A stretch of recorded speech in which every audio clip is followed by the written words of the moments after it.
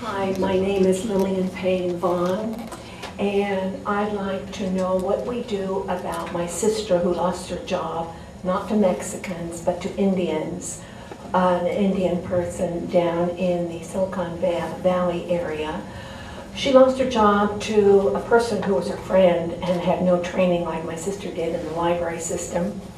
How about me, who is highly trained in early childhood education, and I was told by 4Cs if I wanted a job or to be referred to a job as a nanny or a child care provider to learn Spanish. How about my brother, who retired early because he got sick and tired of having twofers passed over him for promotion to management positions, and didn't know their jobs and made everybody else do a far more difficult job just supporting them because they weren't qualified for the jobs. How about all my friends, and I know a lot of them in the Bay Area since I was born here, reared here, who have been displaced by immigrants? And how about my grandchildren who are angry about not being able to get the jobs that they want? Now, again, I'd like to mention my son and daughter-in-law, who are high-income people who have contributed to the economy and the brain power of this area. They're moving.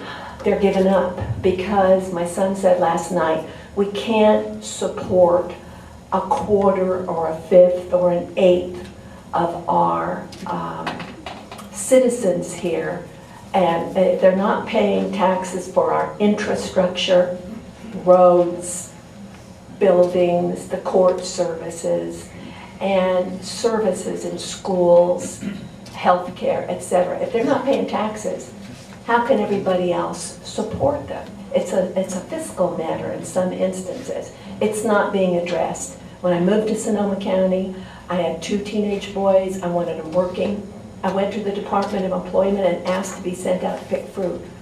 They said, no, we don't do that. We only send out people from Mexico. So I'm sorry.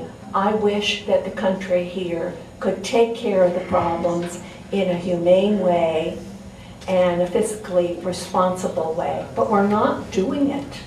Now, are we inviting them in so they can join up in the military and send them over to the Middle East? Are they going to be the ones who get their citizenship by laying their lives down on the line? I think that it's very, very complicated, and I think we owe to our citizens an obligation to take care of them and allow them to take care of themselves. When our middle class goes, you're right. Everything goes. That's right. So there's one question you didn't ask, Lillian, is how about the jobs that are being sent overseas? I'd like them to be here. My son is a manufacturer. Well, we've got a lot. We've got a lot on our plate. Yeah, I know, but there are people here trying to keep. No, it isn't, and I'm not blaming it on the immigrants, but there are a lot of people sucking them up here for their labor and not paying them properly, or paying the laborers who are Americans. But there are a lot of manufacturings that are still here, and people are trying to develop it by really outstanding effort. Right.